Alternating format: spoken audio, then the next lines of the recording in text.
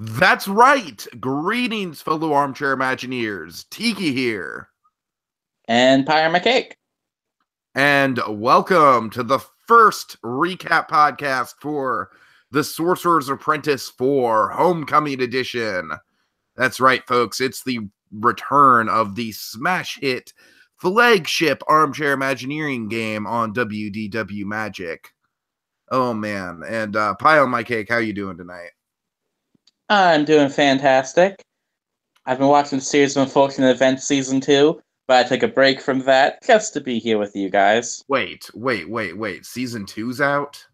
Yeah, it came out today. Oh, holy crap. I had no idea. Oh, well. Podcast canceled. We'll come back in 8 episodes. I know, right? Oh, man. I had no idea.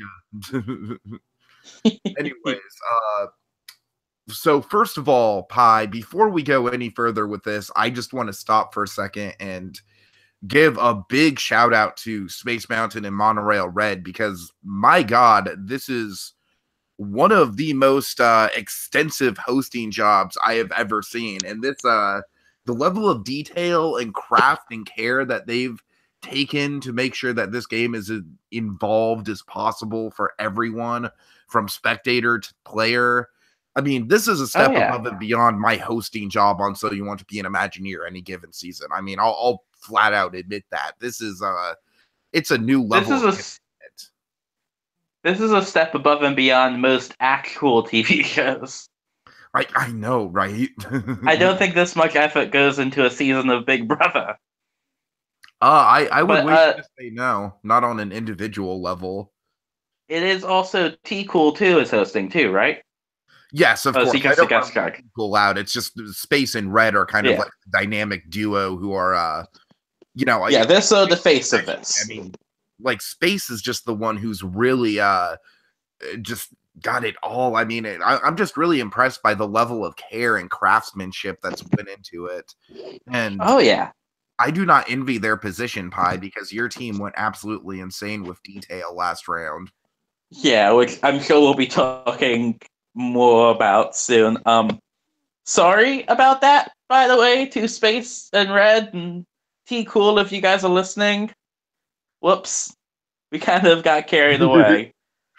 But I mean, to their credit, Pi, that's one of the things I really need to fix is my level of written feedback, because I've kind of relied on the podcast as a little bit of a feedback crutch, and I feel like I got better with the written feedback and So You Want to Be an Imagineer season 16.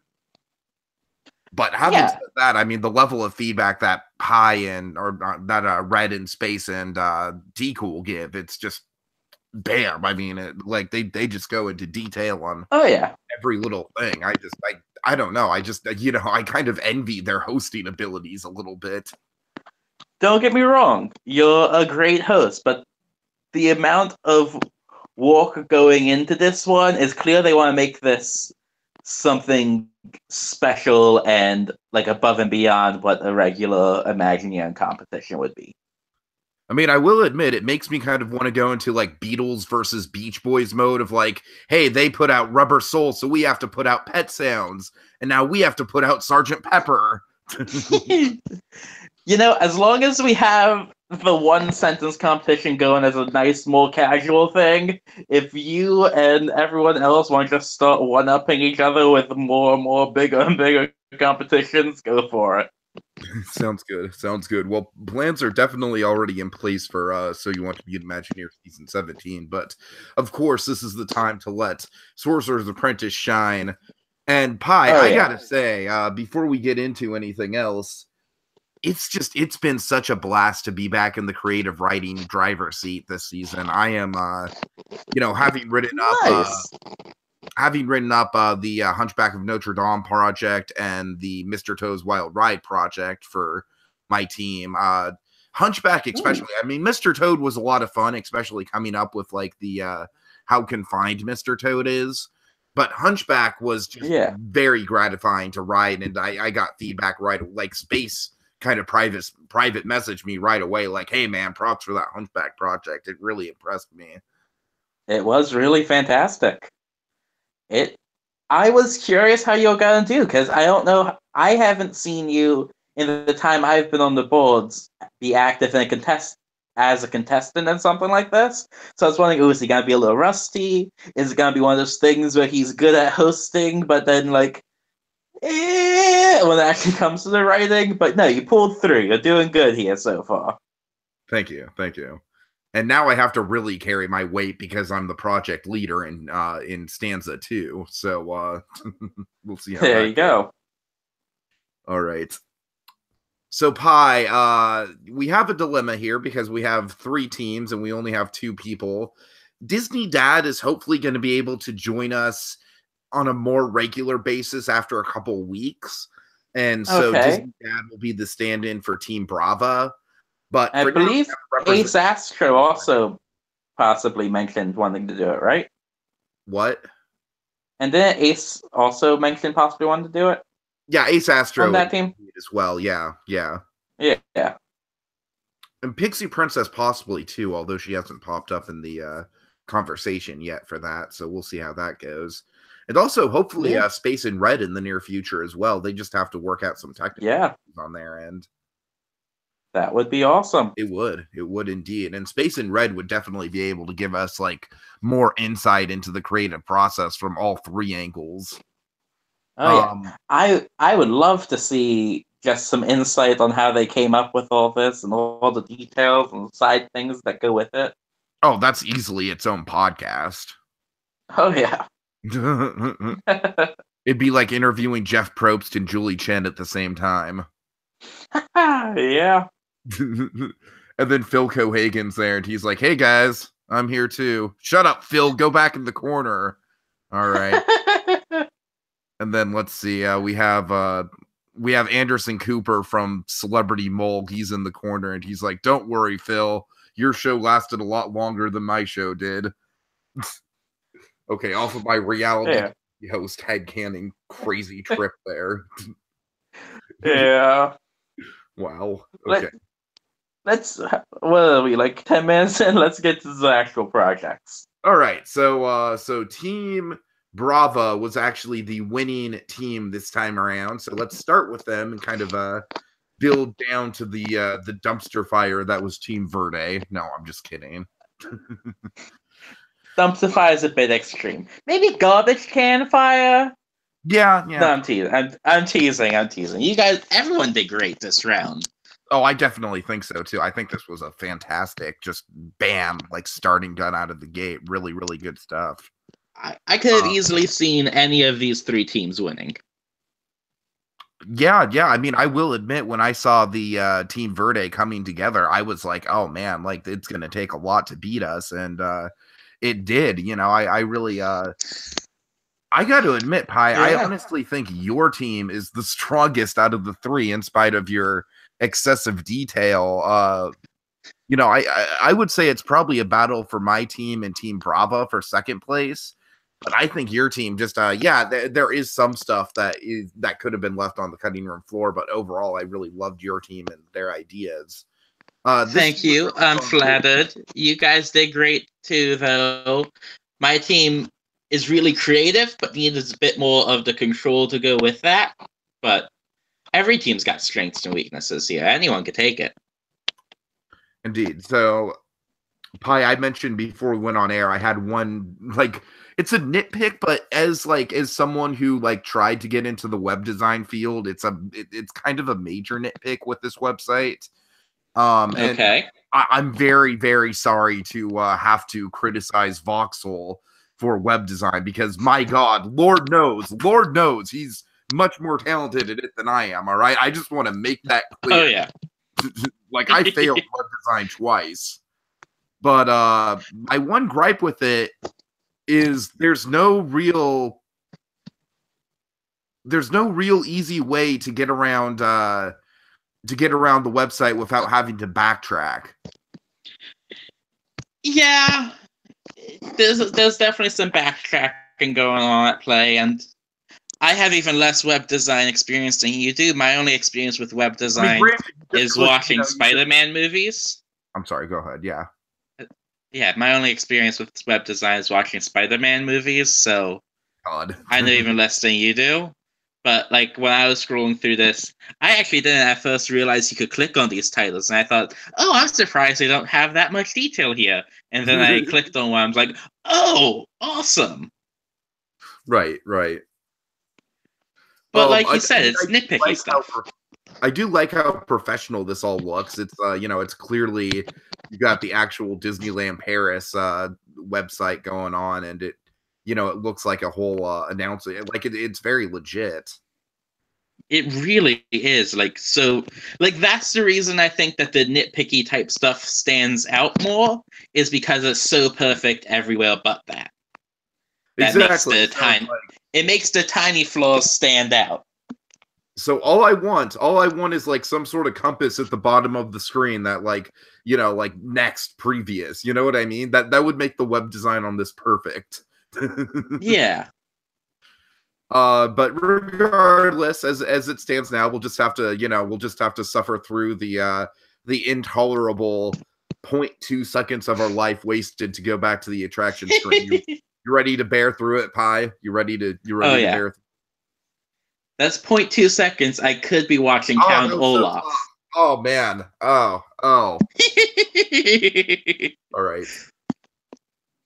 Okay, so having said that, let's get to some of the kind of pros of just this expansion in general, because I feel like it's very realistically laid out. I like how each phase gets a little bit more. What it reminds me of, it reminds me of the 5-year plan that California Adventure had, which was an overhaul that lasted from Toy Story Mania all the way up to the opening of Cars Land in Buena Vista Street, where each taken in steps. And this is kind of very similar. Like it starts with the opening, it starts with kind of you know, just getting into the Fantasyland updates. I mean, there's not really anything too major here. It's just all kind of predictable projection effects and stuff, and lighting improvements and everything. I don't really it's worth noting, folks, that for all these, it's like there's so much to go through here that we're you know, we're not going to take the time to go beat by beat through anything. We're just going to kind of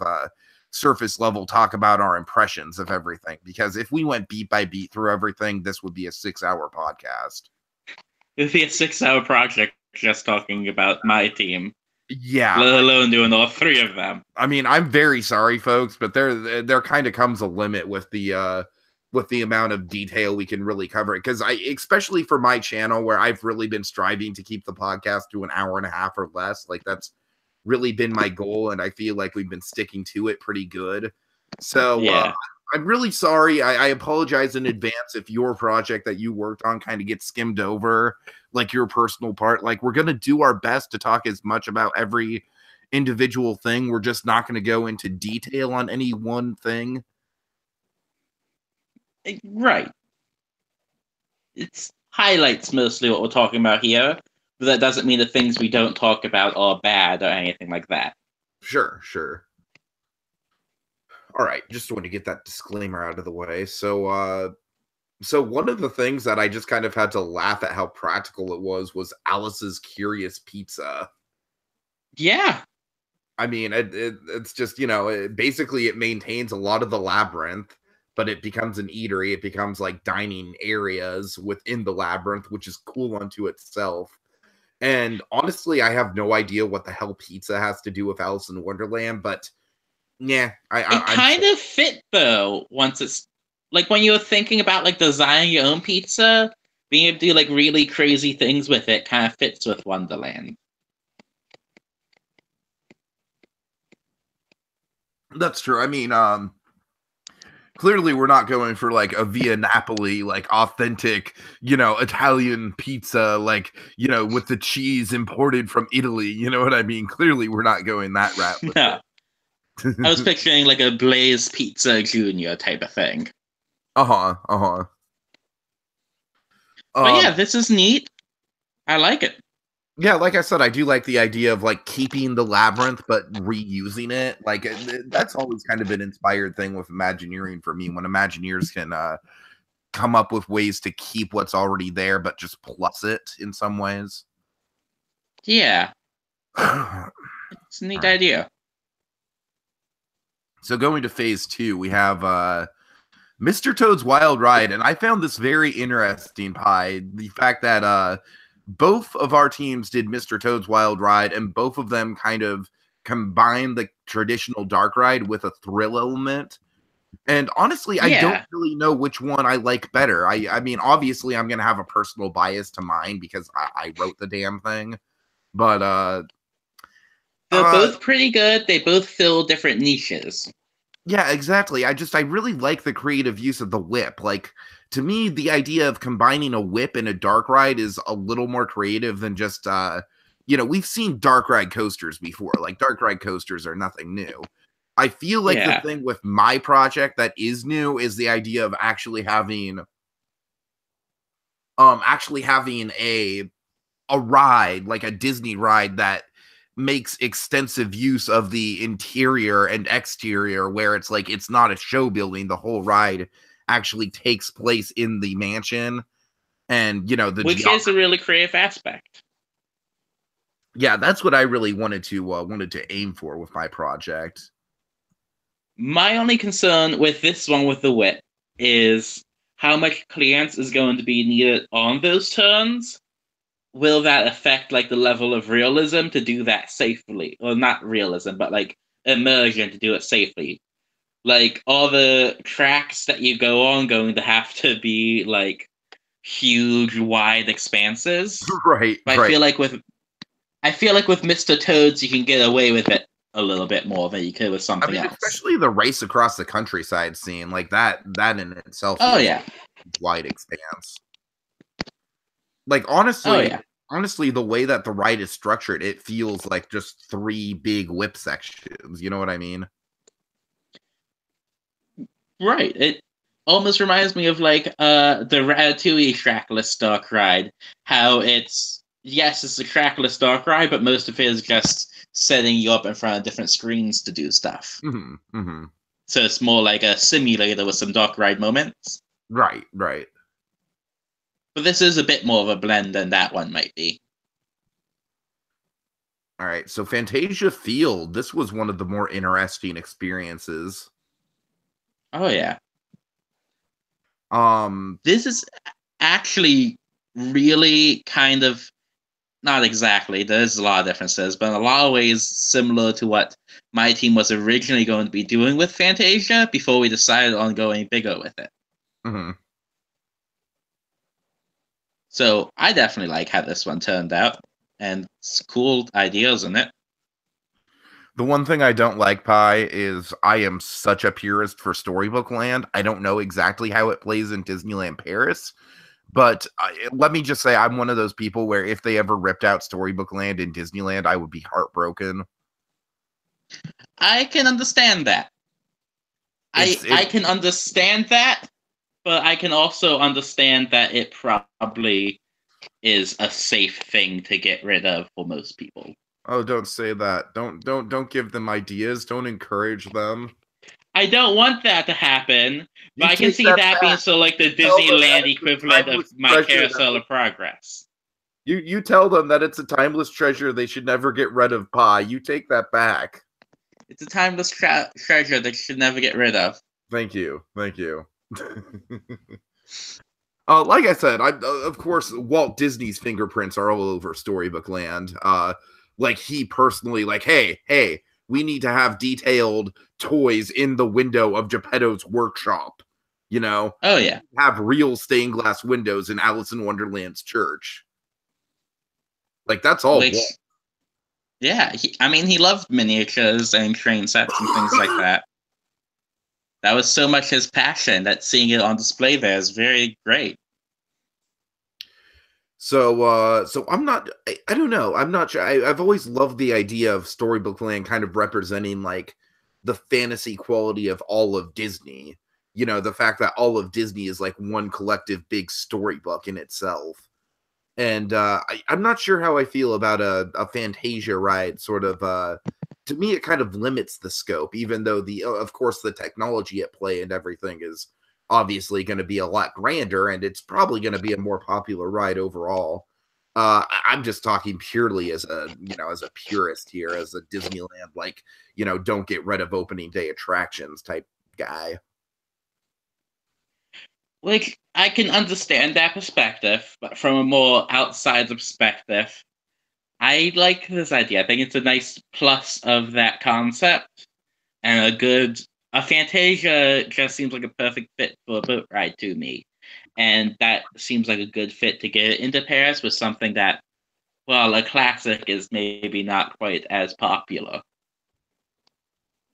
or But as I'm guessing attractive to it's people Ian nowadays. doing the artwork on all this. I'm assuming because it looks like it's either hand drawn by D. Hindley or actual Disney artwork. And Exactly. unless there's a rumor about the storybook land I don't know about, it's D. Hindley.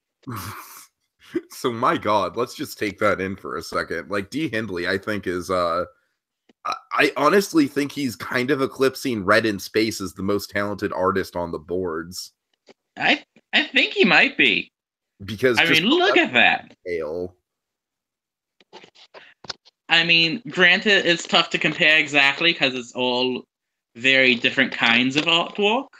Yeah, Red in Space have very distinct styles. Like Space Mountain kind of has a little mix of everything. Red has her Mary Blair style artwork that she does very well in.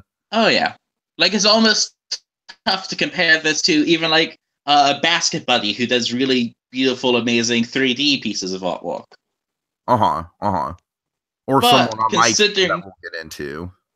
Yeah, but considering this being so fantastic, and also how quickly D. Hindley is able to get things out, like the first time I saw him do that walk, or the first time I at least really noticed it, was on the Nintendo Switch game round of the So You Want to Be Imagineer that just ended. He was just like, I can draw a map first, and it's like, well, that's neat. We could use a world map. And then like 2 days later, he's like, well, these are my concept sketches, and I'm like, what?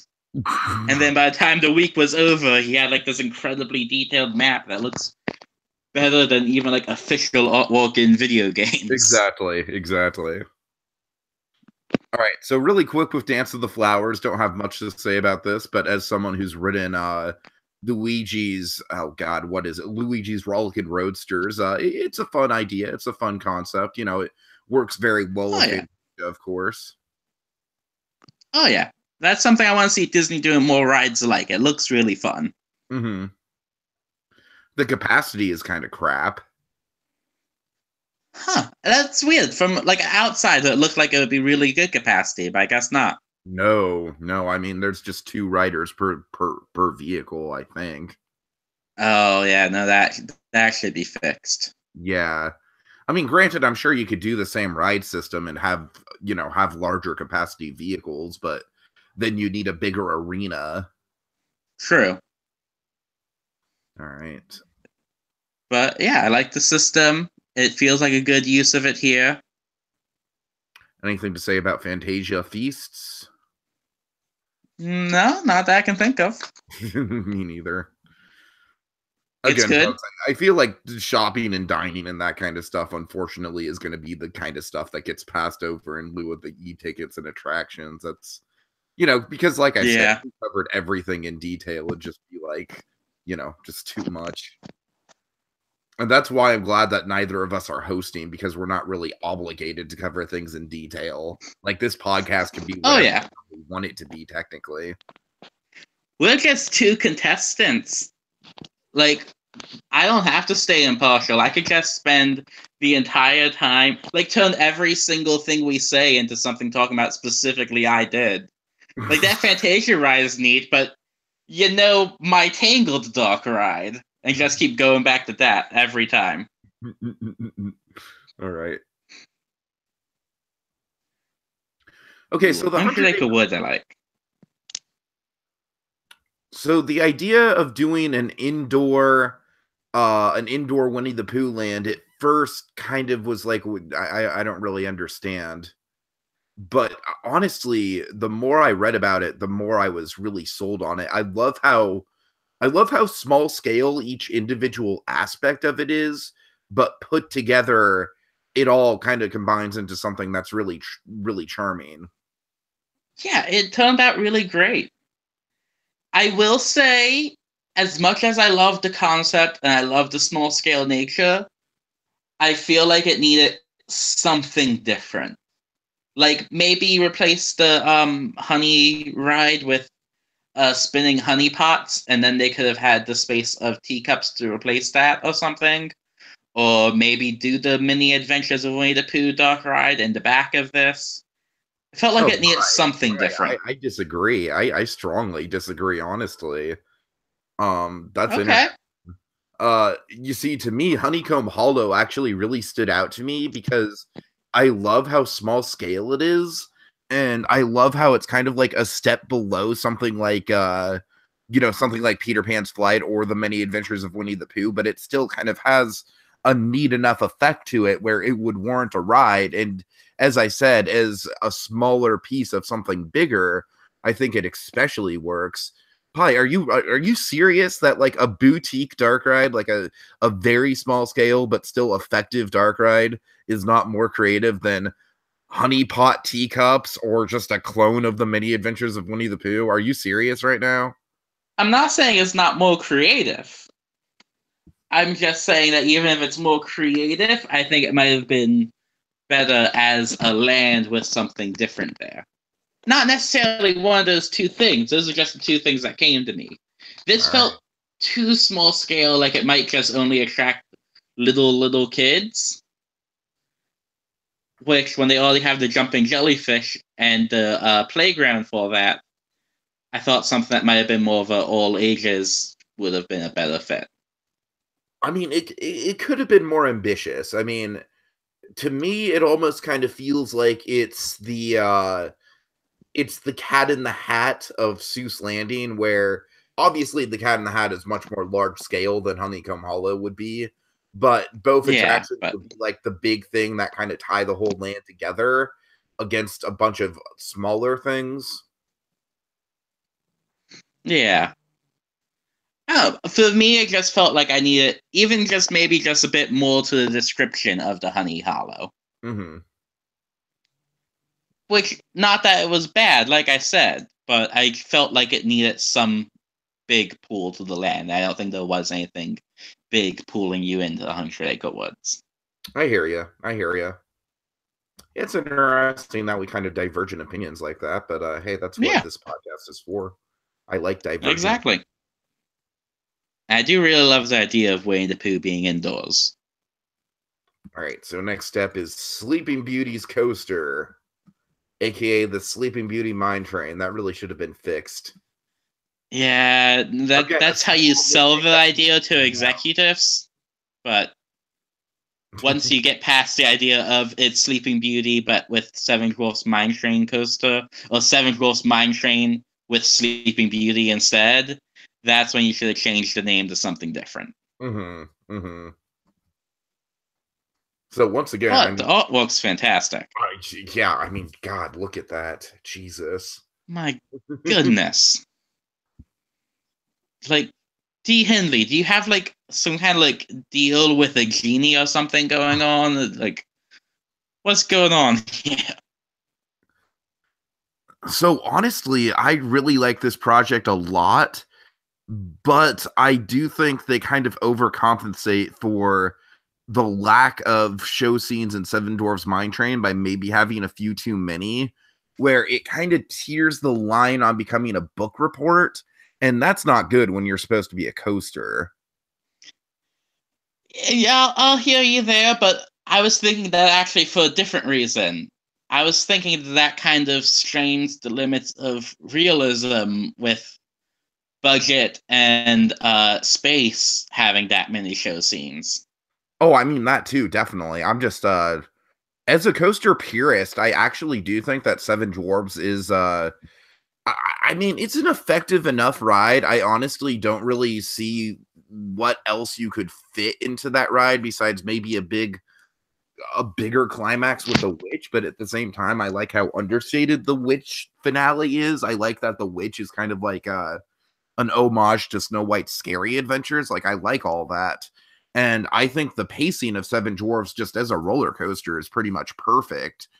And so Yeah. with that in mind, like this is definitely not the dinosaur / Indiana Jones. You know what I mean? This is basically just taking the same ride system and expanding on it. And it's kind of to the point where with Armchair Imagineering, you have to be careful because there's a lot of stuff you might want to do, but you have to kind of limit yourself. And I did the same thing with Hunchback. 1 or 2 scenes from Hunchback definitely got cut or scaled down.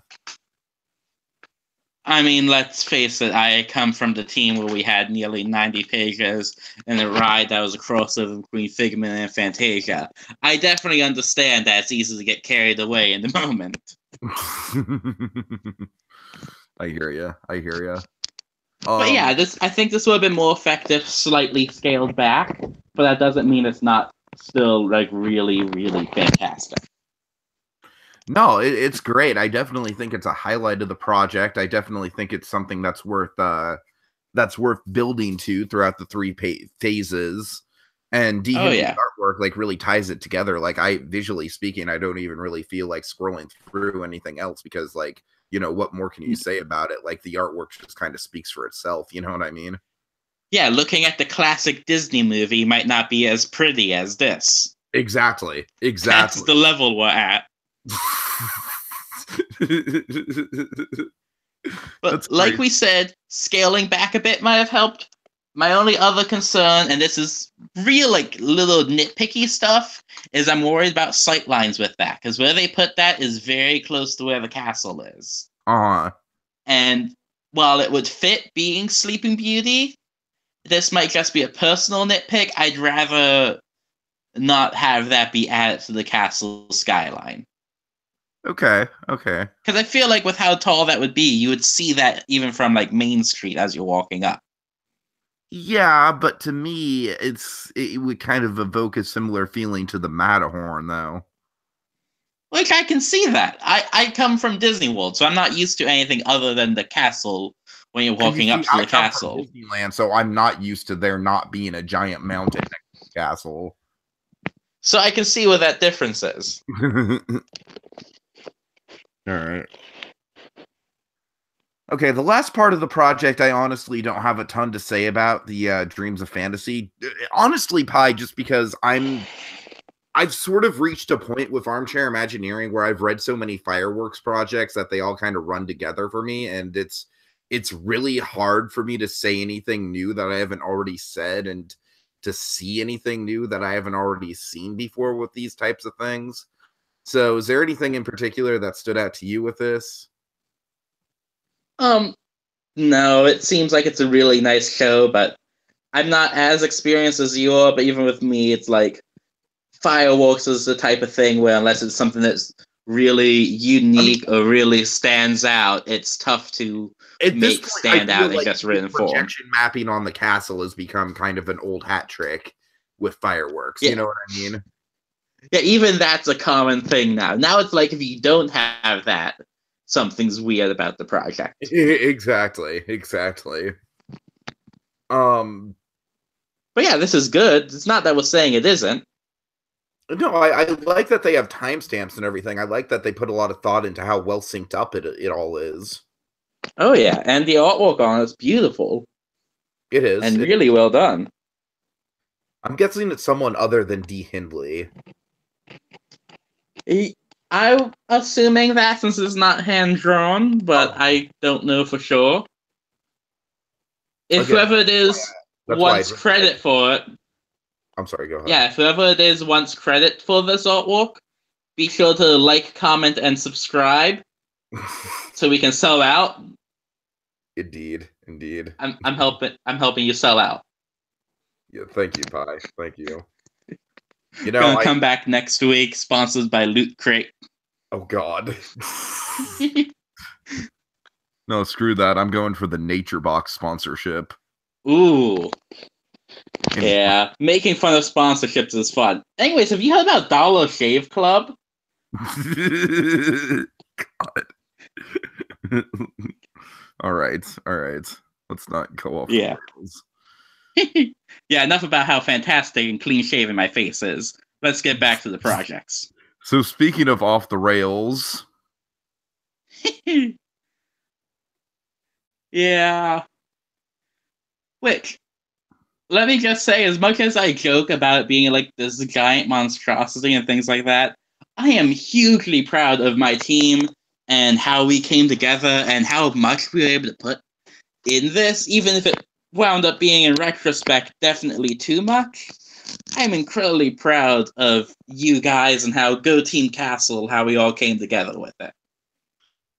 Yeah, and honestly, you should be, because in all my time doing this, I have never seen a project that's so detailed. And yeah, and at least from my perspective, as someone who's involved in it, there's one or two choices made in things that I wouldn't have made myself, but there's also nothing I can point to in this project and be like, I don't like that, but someone did and we just went with it. Everything seems to be at least pretty good in this. mm-hmm. Here's the thing, Pi. I mean, your project is very professional looking and well laid out for as insane as it is. I mean, like, this could be published as a freaking Disney fan book and be be available to buy on Amazon.com. You know what I mean? It's that extensive with all the and I know, because I'm kind of on a little bit of a buying kick with Disney fan published books right now on Amazon.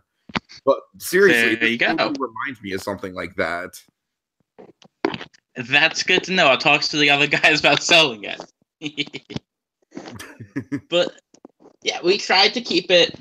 That was one thing, I forget who said, but early on someone suggested a Google Doc, and just one day when I had some extra time, I'm like, okay, I'm gonna take what I know about working with Google Docs from like senior design classes in engineering and things like that. So I make sure we had a very nice table of contents, headers, subheaders, and the overview on the side, so it's easy to navigate.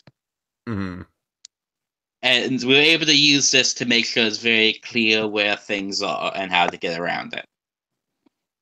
Yeah, and thank God you have this this sidebar here, Pi. It makes things a lot easier. It does. It does. So I honestly don't even know where to start. I mean, there's so much here. I kind of want to just do you have anything to say about, like, overall with, like, the updates, just general updates to things, because I don't want to spend a ton of time on that. The only things I really have to say with the general updates is it's kind of interesting because that was one of the first things we decided we wanted to do almost before we had many ideas for new stuff, is that we wanted to do updates for things, and yet that wound up being one of the things we actually, for the most part, wrote like the day of the project being due. Okay. Oh, man. Pi, I'm a bit intimidated here, I got to admit. That's okay. We'll go through it pretty fast. All right. Well, one thing I will say. Yeah, I'm just gonna let you take the lead on this, please. Okay. One thing I will say that I think is a detail you'd appreciate, since my team got rid of the Storybook Land canal boats too, is in the train station where we have the Mickey meet and greet. We have the miniatures, at least as many as we could, moved there with the new story that Mickey. That. Yeah, I thought you would, and that sets up that Mickey has the same hobby that Walt did with miniatures, and makes a train garden there. Which has already been referenced a few times in the new Mickey Mouse cartoon, so. Nice. I need to catch up on those. I was watching them regularly, and then I just kind of forgot, and now I'm way behind. I'm just subscribed to the channel, so whenever a new one comes out, I'll just quick, it's like 3 minutes out of my day.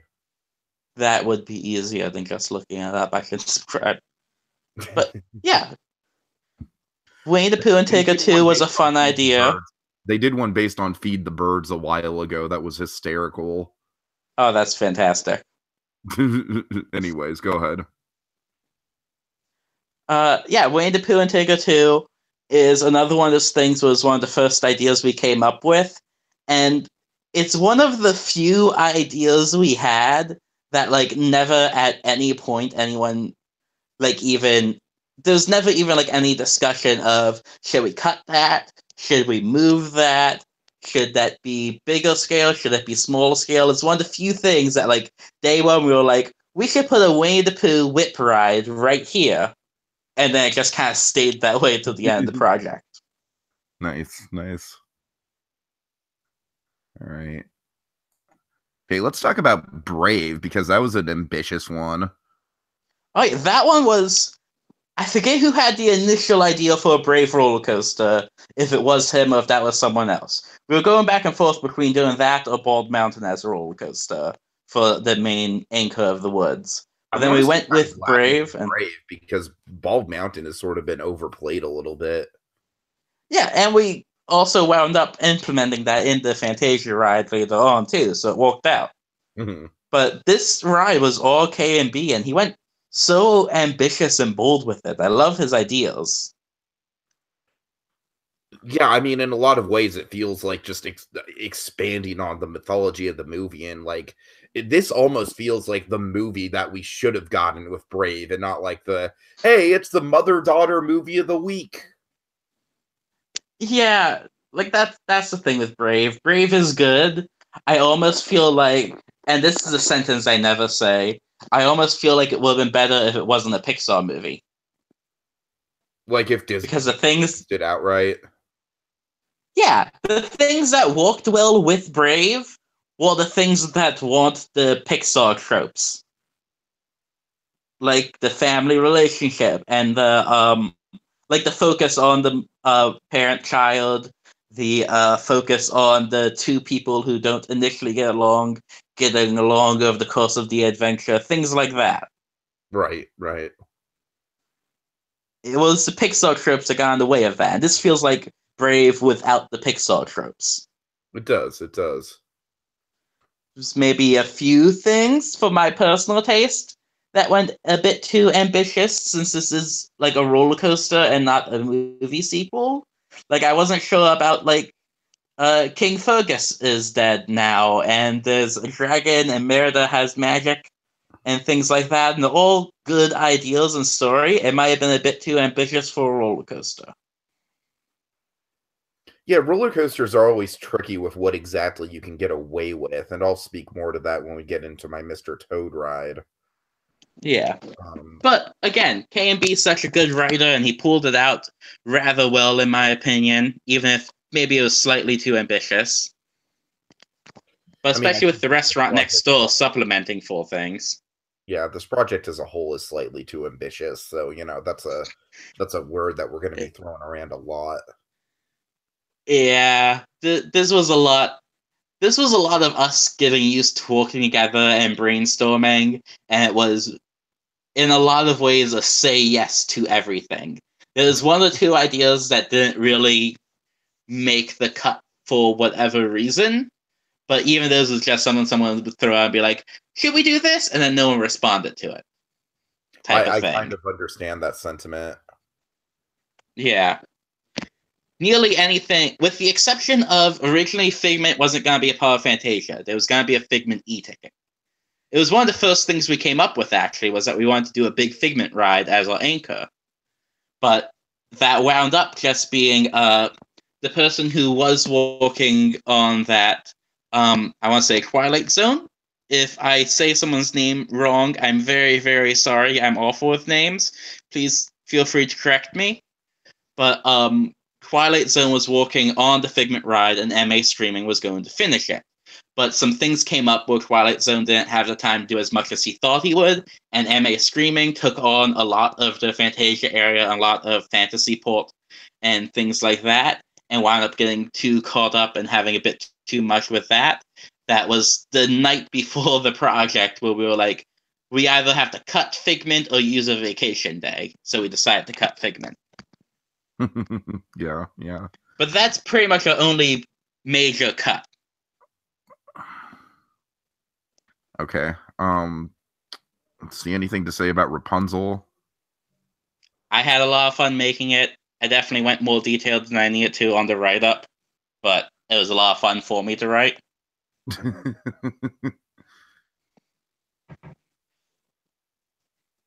I love the idea of doing really classic style dark rides. Like I think I use projection mapping in one scene, but other than that, all the effects and things I describe are things that they could have been doing back in the 50s. Oh I yeah, for love sure. trying to challenge myself to do that. And that's one of the things I've always kind of admired about you, Pi, is that you, especially from Purists versus Innovators, is that you've always kind of taken on like an old school aesthetic to your projects. So props there. It definitely shows. Well, thank you, thank you. Okay, let's skip to Bell's Fairy Tales, which I gotta say, Pi, this might be my favorite part of the project. I really liked this one. I thought it was a clever evolution of the Storybook Land idea. Definitely. Let me... I also think it's a clever evolution of the whole, like, you know, best of Disney greatest hits mixtape attraction that we all know and love. Yeah, it feels definitely more immersive than just like a 3D movie like PhilharMagic, as much as I love PhilharMagic. I did like And PhilharMagic quite a bit. it's pretty delightful. It's a bit underwhelming just being a 3D movie, but I still love it. But it also feels a lot better executed than like Voyage to the Crystal Grotto or whatever it is over in Shanghai. Yeah. Oh man, that attraction is a little bit of a train wreck, to tell you the truth. Yeah, one of my first projects I ever did on this board, like within a week of joining the forum, was a one-sentence prompt that basically amounted to, "Hey, this ride kind of sucks. Do something better."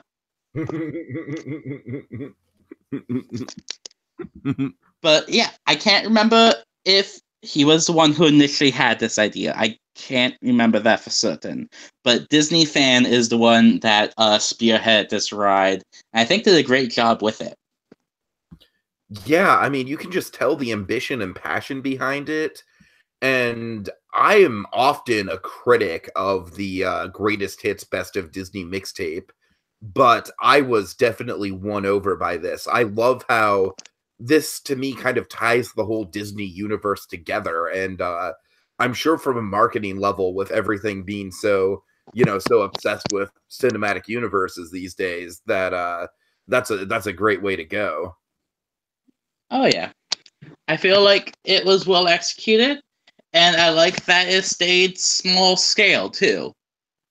Like I think he put that as an e-ticket, but it feels not too small scale, but it feels like a D-ticket. It's not trying, like he didn't turn it into this is gonna be a flume ride now, or it didn't turn into and there's 500 animatronics in this scene, and then this scene's the Dalmatian, so we have 101 animatronics. It feels like the perfect amount of scale for what it needs to be. Yeah, I hear it. I very much took a similar approach to that with my Hunchback ride. Oh yeah, which is one of the reasons that was one of the standouts in you guys' project. Yeah, I mean, and I also really like the choice of IPs that you had a mix of obscure and, of course, you know, it's Disney, so we gotta have Frozen, you know, but you also do stuff like Beauty and the Beast and Alice in Wonderland. So I like how there's a good mix. I agree, and like I said, I think the mix was all Disney Fan. I think he chose a really great set of IPs. Like, to me, it's an even better set of IPs than something like PhilharMagic, just because PhilharMagic, one of the things that I have kind of a strike against PhilharMagic is just, yeah, a lot of the stuff in there is kind of like you've seen it a million times, and the attraction kind of plays with that a little bit. But here, I feel like, you know, choosing stuff that, you know, even though, yeah, it's stuff like Under the Sea we've seen a million times, but we haven't seen Hades all that much, you know, so it's a nice contrast. Yeah, this is just such a good mix of different things. Okay, so Fantasy Port. Oh man, this is an ambitious little chunk of change right here. Yeah, and this is also the area that definitely went through the most changes. Want to speak to that a little bit? So initially, like when we were doing our first day or two of brainstorming, like I said, the Figment e-ticket was going to be the big draw of the project. We were going to have the woods that was kept mostly small scale, other than the Brave roller coaster, and then we're going to have the Figment e-ticket where the big Fantasia Mickey Mouse review is now. And the idea, I think this was my idea, is we're going to tie Figment and Small World into very Mary Blair-inspired aesthetics, and kind of turn the alleyway of the pizzeria and the Fantasia Gelato, extend the Mary Blair and the Small World facade paint scheme and all that more down that way, and add in some interactive elements, so like outdoor image walks, and just have it be just those two things. And then MA Screaming came in like a day or two after and was like, hey guys, I have this really cool idea of how to make this like a huge, like a really good, expansive, big idea type thing. So that's when originally Fantasia was going to be a flat ride over in the woods. We were talking about possibly doing something sort of like Aquatopia in Disney Sea, and bringing that over here with a walk through Fantasia, the Lost Follows as a Mary Blair tribute, a Cinderella ride, and a Mary Poppins ride. And his ideas for it really just, there was some really great creative ideas, but there was a struggle of how to fit them spatially and with the budget we were initially going for, because we were initially just going to do 1.5 billion, which still probably was a high budget for a new Fantasyland. So, which I'm going to say, I've been stressed out with school and stuff. I'm sorry if I came across a bit too intense, because one of my big roles in this team was doing the layouts and the map. So I'm sorry, MA, if I came across a bit too intense. I didn't mean to. When I was trying to like work with him of, this is the space we got, this is the money we got. But what we came close to almost doing is, it was just like the next day I came on and was like, hang on, I know how I can work everything in. Of taking out Videopolis, because that right now only has Star Wars stuff in it. And then the Cafe Hyperion is also in that big facility there, which we just said, well, with taking out Star Wars, when they build Star Wars Land, there needs to be a phase of updating Discovery Land to take out Star Wars stuff. So we build a new restaurant, or we say they're going to build a new restaurant. We take out Videopolis, and that gives us this ton of new space where we're able to fit everything, except for Mary Poppins, which had to go on the other side of the park. And it's just like, all right, we figured out how to do it, because we all liked all the stuff, and we wanted to try and include it in there. In retrospect, probably shouldn't have tried to include everything in there, because we just, that ballooned our budget. It had like 3 to 5 new attractions, but it was a really feel-good moment for the team to be like, all right, we found a way to make everyone's plans work together and make this happen. But then eventually we wound up cutting a few things down just because of time to what you see there now. But still, this, even up to the day before, was called Dreamport, not Fantasyport. Oh, man. This was the day of we were finishing up and changing this around a bit. Uh-huh. But I like how it turned out. Even if it may have been more than we should have done in this project, I'm really happy with how Fantasyport turned out. Okay. So where do you want to approach it from an individual attraction level, Pi? The big attraction here is the Mickey Mouse review. I don't have a lot to say specifically about Lost Follows, other than it's like really fantastic. Like, I don't know, because I know you said that you mostly just kind of skimmed this project just because of how long it was. I could have seen just a little walkthrough. Don't call me. Sorry.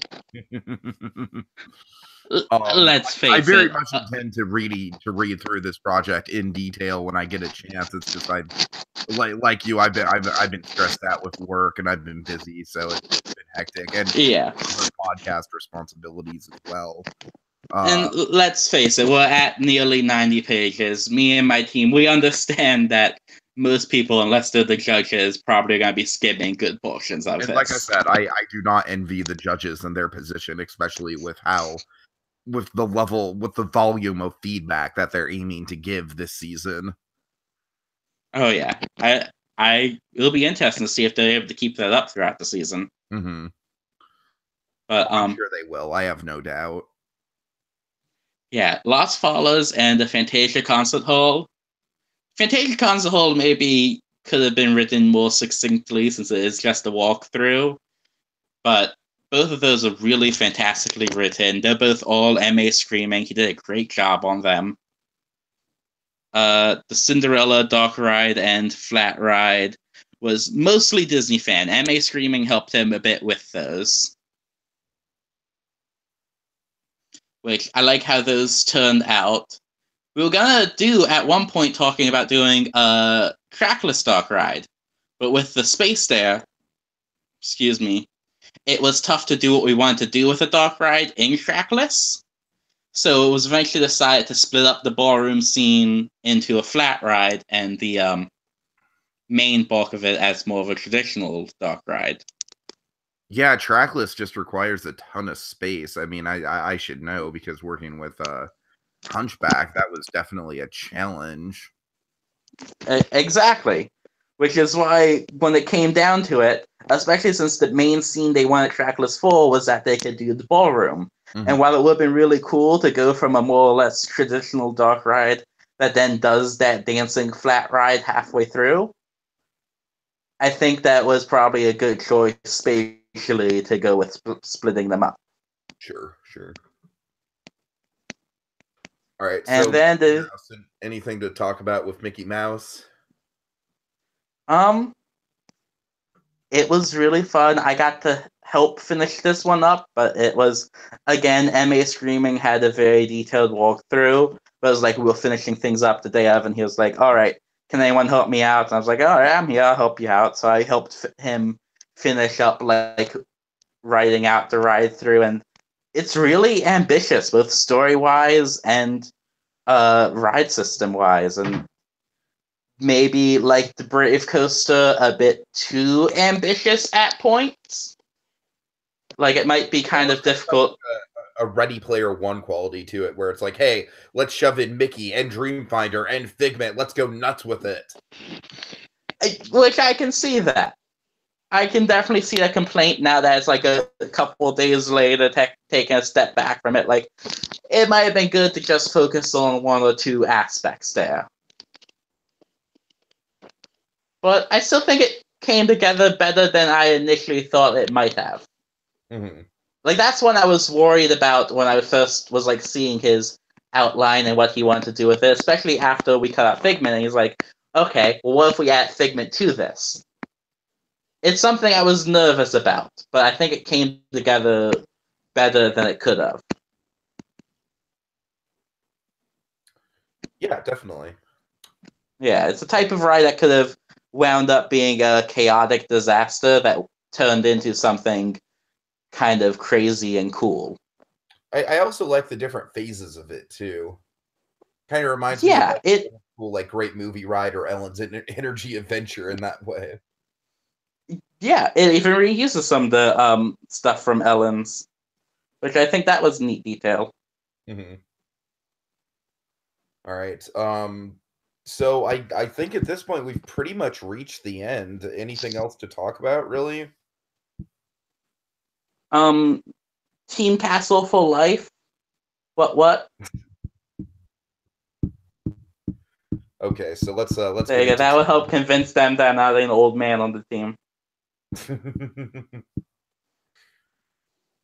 Okay, so Team Verde Pie. I can kind of relate to having a moment where I sort of snapped at the team because I will admit the judges were not wrong. The first early stages of brainstorming here were very frustrating for me because my main idea I was championing is something that the judges keep mentioning, and I'm glad they mentioned it, which was a King Arthur style done in a King Arthur ride done in the Mark Davis style, where it'd be very much in line with Pirates of the Caribbean or Western River Expedition, where you'd have that whole time period and those characters and, you know, all that to work with. I really wanted to go in that direction.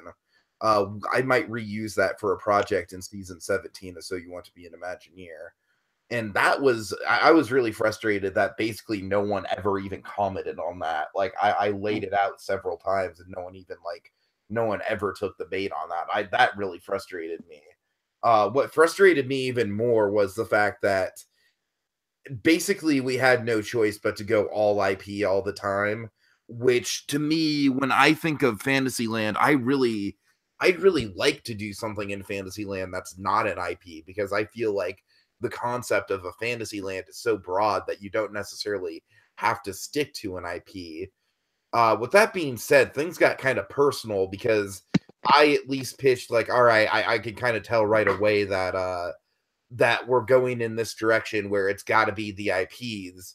Let's at least try and make something creative out of it. Let's try and go for like a literary thing where we have Mr. Toad, we have Alice in Wonderland, we have Hunchback of Notre Dame. And that's essentially what we ended up going with. And we kind of stuck to that. And I'm glad we stuck to that. Granted, I feel like what we ultimately came up with was a little bit more spread out than it maybe needed to be. So the big thing was that there was a period of time when I was at work and the Hunchback project literally got cut. And it got cut for Beauty and the Beast because Beauty and the Beast was more popular. And that was the moment where I had to come on and I had to be like, okay, you know what I'm hearing? You know what I'm hearing here? I'm hearing safe, safe, safe, safe, safe. Like, this is nonsense. This is madness. I mean, I got to admit, Pi, like at work, I kind of checked the boards on a break, and it kind of threw me off. Like I was a little bit on the angry side. But having said that, you know, after kind of staking my claim and stating my case, obviously I got the Hunchback ride back.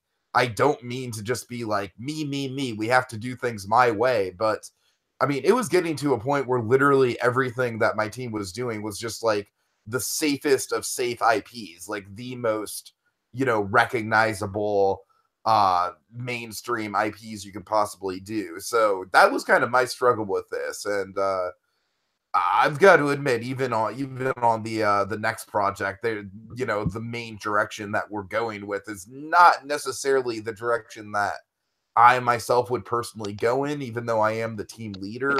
So it's a little bit of a learning curve, and I feel like the main difference between something like So You Want to Be an Imagineer and something like Sorcerer's Apprentice is that So You Want to Be an Imagineer is much more kind of on leaning on the side of let's see something that's never been done before. Whereas Sorcerer's Apprentice, I get the feeling it's more kind of refining ideas that are already kind of in the stratosphere of Armchair Imagineering. I think it's still a mix. I think So You Want to Be an Imagineer, especially since it's been going on so long, rewards big ideals and blue sky thinking more than just about any other competition does. I think Sorcerer's Apprentice is very much a mix of that and practicality. Sure. Which is kind of interesting that was the sort of struggle with your team, was struggling to not be too realistic, because that's exactly the inverse of what it was with my team. And then you look at the team that won, and it's probably the one that had the bigger balance of the two sides. Definitely. And I don't want to come on here and bash my team, because my team has some real heavy hitters on it, a lot of which I've worked very closely with in the past. Michael, IDI, Magic Feather. I mean, they're all great players. You know, everyone on the team, even C-Tax, who didn't get a chance to perform this time around. I have a feeling that C-Tax is going to be a good player once he actually gets his foot in the water with this stuff.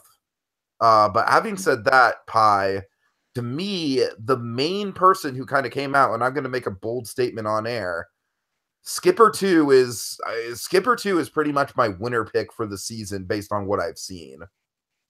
Now, he didn't design any one project. He did the concept art. He did all the 3D modeling and everything.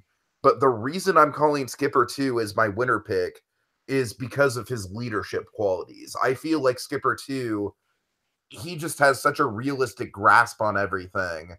And he's definitely the person that impressed me the most in terms of the way that he was able to kind of take everyone's ideas, take everyone's concepts, work them in, have a distinct visual look to all of them.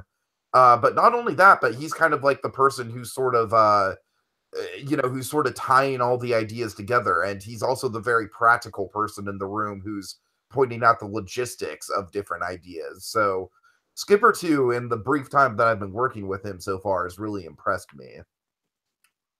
I don't like making winner claims, especially not in round 1, but at the same time, just from seeing his work here, and as far as I know, the only thing he's done up to this point is his personal project about taking the People Mover and expanding it to all of the Magic Kingdom and adding dining on it. But, like, if you haven't looked over that thread yet, you, Tiki, and anyone listening, definitely go check it out, because the detail in it, the detail in thought, the quality of his artwork, the detail in his writing of it, and the thinking behind what show scenes he wants to add, and the logistics of even having like robotic arms doing dining and bringing the plates to you, and what characters to involve or not involve. He seriously impresses me as someone who's basically come out of nowhere. Mm-hmm. Yeah, for sure. Yeah. He's definitely someone to watch this season, I think. Yeah, I definitely think once he gets the chance to actually be a team leader for a project, he's gonna like absolutely knock it out of the park. Like I can call it right now with my schedule, with my schedule between the podcast and my work schedule. I am definitely not going to be as competent of the team leader as he is. Like he's just a natural born team leader this season. Well, it's good to have someone on the team that can kind of step in and fill that role because, yeah, a lot of us, I can get caught up with school, you can get caught up with work. It's easy to, even if it's just for a week or if it's every week, to not have a ton of time to be like sitting there watching the messages and be like, that's a good idea, that's not a good idea, here's what we need to do, guiding people as a team leader. I mean, even today I woke up and I had some stomach issues when I woke up, so I was kind of out of commission for like the first half of the day, and there were like 3 pages worth of stuff that I needed to like sift through. You know what I mean? Like this game moves fast. It really does. Like just already in like the last 2 days, there's so much that's going on in my team's brainstorming thread. I don't want to give any spoilers, but we're thinking about putting it in Epcot. I know some big, bold thinking there. All right. Okay, so yeah, you're going for just a couple hours, and go ahead. I'm sorry. No, I was just agreeing. You're going with a couple hours, and all of a sudden everything's new. Yeah. So, getting into attractions on an individual level, I want to give credit where credit's due to ID Institute, who did all the shopping and dining for the most part. He did the Princess Gardens. Let's see. He did the Cherry Tree Lane.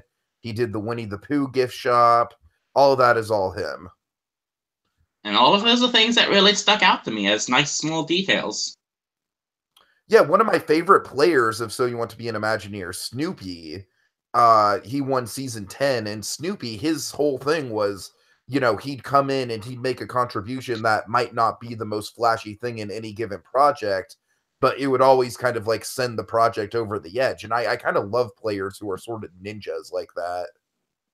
Yeah, I think that's a very underrated thing, is the little details, the shops, the restaurants, the flat rides. They kind of get overlooked a lot in competitions and Armchair Imagineering. But they can make all the difference when they're done well. Okay, so Mr. Toad's Wild Ride. I mean, basically from day one, this was an idea that kind of stuck around. And my whole thing was, hey, let's take the original idea for Mr. Toad, which was an indoor roller coaster, and let's finally realize that. Because I feel like the idea of Mr. Toad as a roller coaster is something that's been around since obviously like BC, since before the park opening, since pre-1955, it's an ancient idea. And yet not many people use it. It's not like a Glacier Mountain or a Western River Expedition where we see tons of riffs on it all the time. It's definitely not something that people really often go to. So I'm always on the lookout for lost concepts like that, where it's, where it has a legacy behind it, but not many people have touched on it. So this was definitely something that I had a really, really active role in from the get-go. Pi, what do you think of this project? I think it was really great. I think it would be a lot of fun. Part of me is always a bit worried about using Mr. Toad a lot in modern Imagineering, just because it's like saying you want to be a librarian when libraries are closing, not opening. Adding a Mr. Toad ride when they're getting rid of Mr. Toad rides more than they're opening new ones is always kind of a tough thing. But yet, it's done so well here that I feel like it can outlive the IP. Right. Another goal, of course, was to have it fit in with the literary tone we were going for with this fantasy land. Which, that's something I'll admit I didn't really pick up on, but now that you mention it, I think it's a really clever detail. Mm-hmm. I think it could have been emphasized. Like, if I was the project leader, I probably would have emphasized it a little bit more in my actual write-up. But, I still think Disney Man 1 did a fantastic job. I'm sure he did, seeing, like, Disney Man. I haven't seen him in leading and things like that, but just walking with him before, seeing his walk, I'm sure he'd be great at that type of role. But unless it was something I just kind of missed, I didn't see the literature focus mentioned. Mm-hmm. Which So, I could have just missed it. But. Yeah. Having just recently been to the Magic Kingdom and experiencing the Haunted Mansion, I was really taken aback by just how different that exterior is, the way it works, and how much the exterior just like looms over the queue. And that was like my main inspiration for this. I wanted to take that same sort of idea, but expand it to a roller coaster. And I'm always looking for the kind of kinetic energy, like, with the Maelstrom thing where it goes in and out of the cave and you briefly go outside. Alice in Wonderland in Disneyland is a classic example where you have that outdoor portion that goes down to the lower level. I'm always interested in kinetic stuff like that. So I really like the idea of having this queue where it's like this big mansion, and through all these windows you can see the actual cars darting around and going through this coaster. I like that a lot of the ride is kind of like exposed to the guests as you're going through it. That was a detail I really liked too. And like you said, the looming building is great. I would have liked it put somewhere else, because I feel like where it was placed in the project, it would be a bit too big for that part of Fantasyland. Like if it was behind the train tracks instead of next to the maze. Makes sense. They could have gone even like bigger with the looming building and made it an even bigger deal than you could there. But overall, I love the kinetic stuff. I love seeing it through the windows, having it be all in the building, not like a show building behind it. Those are all great ideas. Yeah. Let's see. And the other thing is, I really like what I came up with kind of last minute about having the flywheels in the track that weren't necessarily used for launches, but just to keep up the momentum. That was neat. Making sure it just never slows down, because it's Mr. Toad. Exactly. But at the same time, my goal with the coaster was, of course, this is realistically, you're supposed to be going through the mansion. So unless you're going down a staircase or you're going off the side of the building like you do in the big drop at the end, there's not going to be any significant big drops. It's going to very much rely on those twists and turns, much like the dark ride does. So that's kind of my goal, was to make like a low to the ground coaster. Which I think you achieved that idea very well, and I could see something like that being a really fun and unique experience. Also, credit where credit's due, IDI came up with this concept art for the this is literally like a Mr. Toad's Wild Sidecar slapped onto the Cobra's Curse at Busch Gardens, but I think it illustrates the ride system perfectly. I think it's totally like, yeah, that's exactly what it would look like. It's a really simple thing, and something like I at least recognize, because even though I actually haven't been to Busch Gardens since that opened, being in Florida, somewhat in the area of Busch Gardens, I see ads for it all the time. So I even like was able to pick out that specific photo of seeing that a lot before. But yet, it's really effective in selling me on, okay, now I get it. Okay, I'll admit I don't really have a ton to say about the dark rides that I wasn't involved in because I just kind of phased out and concentrated on my own thing to a certain extent. A little of that was my frustration over the IPs, and a lot of that was just, time. Yeah, which I can understand. I think they were all pretty clever. I don't have anything like necessarily super stand out to say, other than really loving that outdoor area for the Alice ride. Oh yeah, that's something that definitely we hit on very early on, was kind of like how to take the labyrinth and use it in a creative way and to up it, to really play with it. Yeah. And I really liked the Winnie the Pooh Maelstrom type dark ride. I thought that was like it's almost a been there, done there almost kind of thing, doing a Winnie the Pooh as a boat ride with a drop. But seeing that Maelstrom level, it has technically a flume, but it's not really a flume. It just has like one drop. It's just sort of a boat dock ride. I like seeing that. I want to see more of that ride system in play.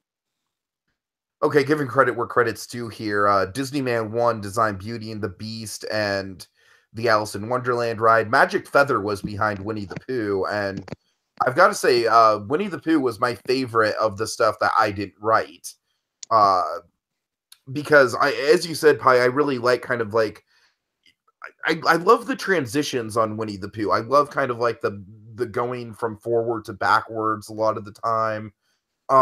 As you said, it very much has the feeling of it's very much in the style of the mini adventures of Winnie the Pooh dark rides that we have, but it's got a level of scale to it that while it's not quite up to the heights of something like Pooh's Honey Hunt, it's not trying to be Pooh's Honey Hunt.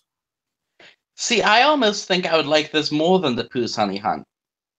I mean, maybe not with the big figures they use in Tokyo, but the idea of a boat ride with Pooh, the idea of using this small-scale boat dock ride, you don't see that, like, hardly at all.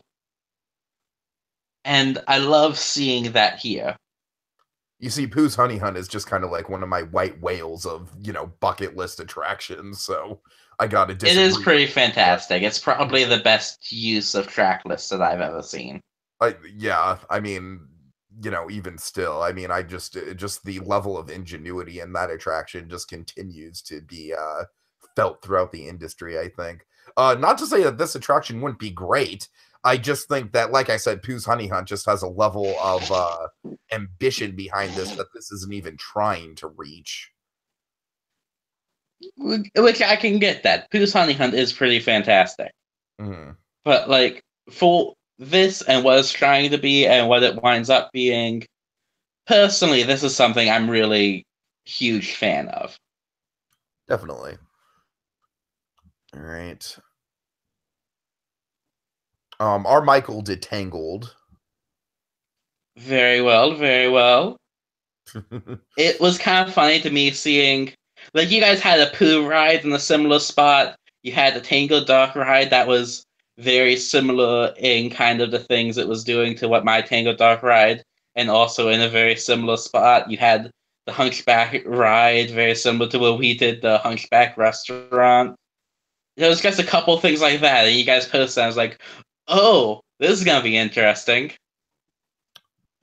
Yeah, I will admit, with all due respect to R. Michael, I think he did a really good job with the write-up. If there's anything from my project I would have cut, it definitely would have been Tangled. I frankly just don't think that Tangled is a big enough IP to warrant an attraction. And I just, I feel like everything else just kind of fits the literary theme better. because Tangled is kind of the one outlier of the literary theme, like where it's a fairy tale more than it is classic literature. And Beauty and the Beast also kind of fits that mold, but I feel like Beauty and the Beast as a classic fairy tale is a little bit more iconic than Rapunzel, and Tangled is more of a riff on the fairy tale than it is a true representation of the fairy tale.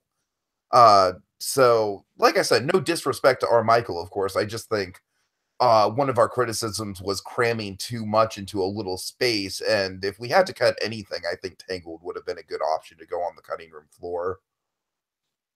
Which I can kind of understand that. I won't say that, well, I've like read the projects and things like that. I won't say I'm familiar enough that I've thought about, well, if I was going to cut something, what would I cut? But it is one of the more outliers on the book theme. And I can say the same thing about my project, that one of the big things to cut probably would have been the Tangled Dark Ride. As much as I loved working on that one, that would have been one of the things that could have gone in that one too. Tangled is very good, and I think it could make a very great dark ride. I can see that not being something to get a ride. Mm-hmm. Okay, let's see. Beauty and the Beast, not much to say about this, except I love the ride vehicle they came up with. Yeah, there's a little some questions for capacity, but you know. Yeah, in a purely blue sky sense, I love that. Yeah, yeah. And if I like take the idea of that picture is not meant to be what it actually is, the picture is meant to be like it will have the same feel, but it's going to seat like 3 rows of 2, and that's just gonna be on the front of it. Exactly. If I interpret it that way, then I love it. Sure. My problem with Beauty and the Beast, and I openly stated this in the actual Team PM, is Beauty and the Beast is just a little bit too popular for its own good. I mean, at this point, I'm freaking sick of Beauty and the Beast. I don't want to design another Beauty and the Beast project for as long as I live, frankly. I can understand that.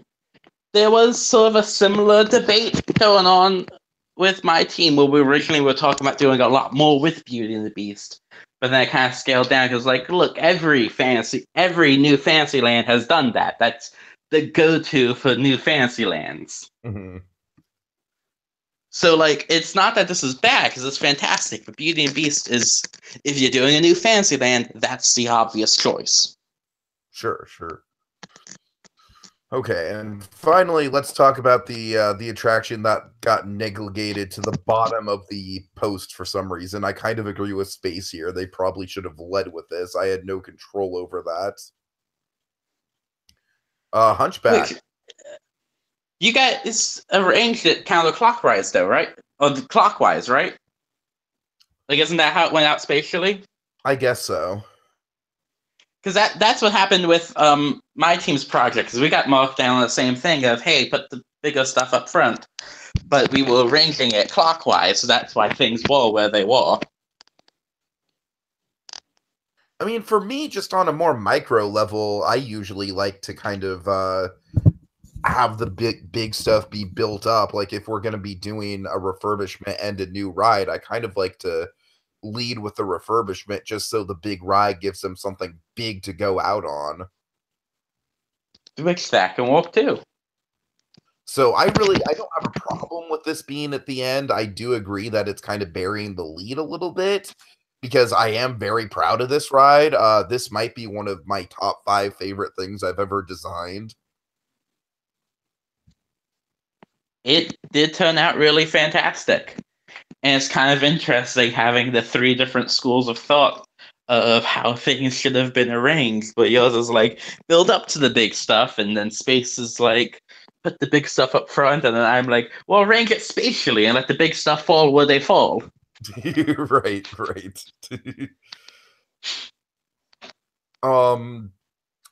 Yeah, in terms of my, to me, the big things I wanted to focus on were the two really highly impressive animatronics, which was Cloppin right at the beginning. I love the idea of an animatronic that has a giant shadow cast against it. That to me, just it's It's like really creepy, really ominous, really sets the tone for, you know, like a darker dark ride, like a dark ride with a darker tone to it. And of course, like one of my favorite freaking paragraphs that I've ever written, Pi, is the paragraph describing the Frollo animatronic in Hellfire. I just love the level of like, you know, of vitriol that went into that, you know, just the whole like, you can feel the sweat beating down his forehead, the intensity, the passion of the moment. You can see him trembling. But I was really passionate about that. Like, Hellfire is something to me that just, I am so glad that recently it's been getting the love and the attention it deserves. Because I remember when that movie first came out, it wasn't necessarily swept under the rug, but it was one of those sequences that people didn't really know how to feel about because it was so un-Disney-like. But now it warms my heart that Hellfire is like, it's a modern day classic. It's almost like the modern Night on Bald Mountain or something. And so to replicate that in the ride, to replicate the passion and the emotion behind it. I also love the idea of the cloaked figures being behind a scrim in the fireplace. Like, you know, the wall opening up and the cloaked figures are like against the fireplace. Just that Hellfire sequence alone was worth writing the whole project out for. Oh yeah, there was a lot of clever ideas. That's something that really stood out to me. I love Notre Dame, and like you said, Hellfire is so fantastic, and it gets swept under the rug. That one and Heaven's Light, and the way they pair them in the movie, man, we should do a podcast just talking about how good those two songs individually are. But that's another topic. But yeah, your ride did a great job bringing everything together. It felt like a good use of the technology that it used it to elevate it, and then use it as a gimmick. I'll agree with the criticism that I could have put more thought into the topsy-turvy sequence, because it was it's one of those things where it's kind of like a trademark piece, right? And it's also the main sequence where the trackless technology comes into play. So yeah, I could have done more with it there. And honestly, the alley probably could have been a little bit stronger. Like, I still think it's a little awkward that it's like, hey, you just killed the bad guy. You're a murderer. We gotta love a guy like you. I don't know. Yeah. It's a little bit of an a rewrite of a guy like you, though.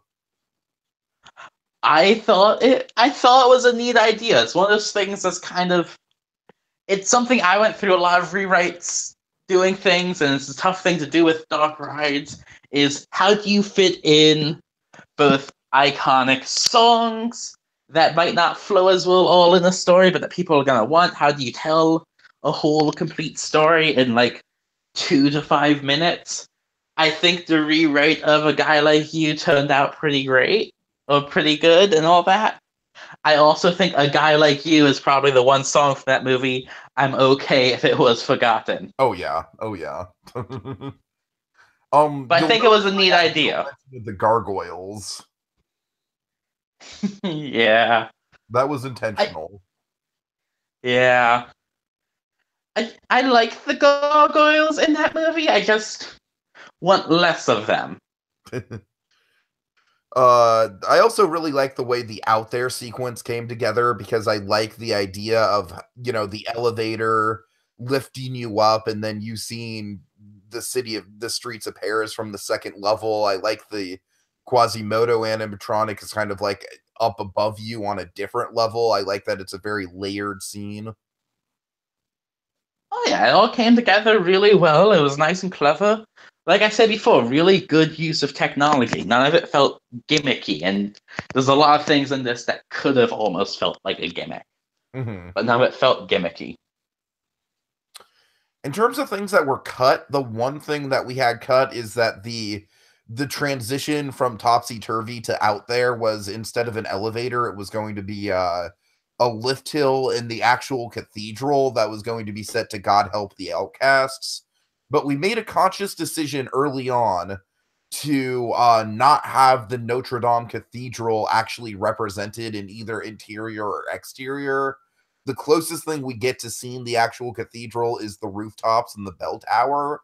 But you know, just because we wanted to make the decision of like the Paris, obviously Notre Dame, a hugely important landmark to the country, and we don't want to be doing like a DCA 1.0 where we're bastardizing a national landmark. So that was a conscious decision on our end, and I honestly think it worked out really well. And I think it allowed me to get a little bit more creative with the ride layout. For example, having out there in the middle of the ride instead of the start of the ride. I think that was a clever idea, and I think that was smart to avoid Notre Dame, both because it's such an important landmark, and also dealing with Hunchback is a movie that very much deals with religion, and that's always a subject you gotta be careful dealing with in a big public place like this, Disney, because I can say this as a Christian, a lot of Christians can be way oversensitive about things. And when you're dealing with Hunchback, that could very easily stir up controversy. You gotta be careful with how you handle it. I think not going through the sanctuary of the church itself was a smart move for that reason as well. Mm-hmm. I think that was a good call on you guys. And with that, Pi, we have reached the end. So your team came in second place. Team Brava came in first place. My team came in last place. But I feel like it wasn't for a lack of trying, or it's not an insult. It's just all three teams really. I feel like Team Brava was kind of like the best of both worlds, where Team Brava kind of they were realistic. They were definitely the most realistic team. Whereas our team kind of our team tried to do a little bit too much, and your team tried to do way too much. Yeah. Team Brava, I feel, was like the sweet spot. It was like the Goldilocks, like just right porridge. You know what I mean? Yes. It was just the right amount of realism and blue sky, because everything they did was very practical and grounded, and yet they also had big ideals like the indoor 100-acre woods and the Wonderland Pizza. That was that team, right? Yeah. They had that big mix of big, interesting, clever ideals while still feeling real, like something could Disney actually do. Mm-hmm.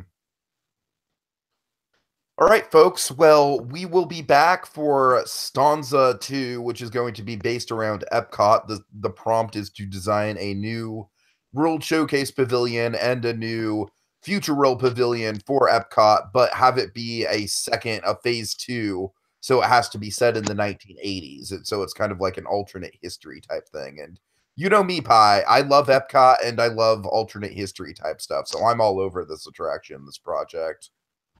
Oh, same. Alternate history is such a big thing with me. Things I love doing. All right. It's something I'm going to have to keep myself restrained on, because I could see myself being like, I'm not doing anything today. Let me write an alternate history and just kind of work on that. And then 2-3 hours later, look back and be like, well, I have 20 pages here. Let's edit this down. Exactly. And this has been one of the longer podcasts I've done in some time, folks. So we have 0 viewers currently, and we started with like 4. So I guess that kind of speaks for itself. But in the meantime, just thanks for watching anyways. I completely understand. I get it. We've been droning on for quite a while. Hopefully in the coming weeks, with the feedback and everything, all these projects will be kind of scaled back so we can kind of talk about them more in depth on an individual level. We had some bigger projects. We had to introduce the competition. It made sense this one ran long. All right. Meantime, folks, thanks for joining, and we will see you again real soon.